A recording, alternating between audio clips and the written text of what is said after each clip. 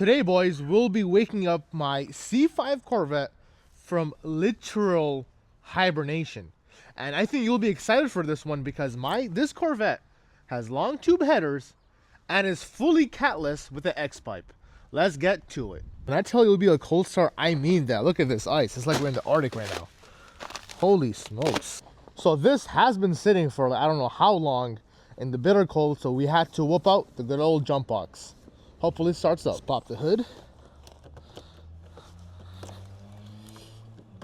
Oh man, it's been a minute. Okay. Now let's see if she starts, boys.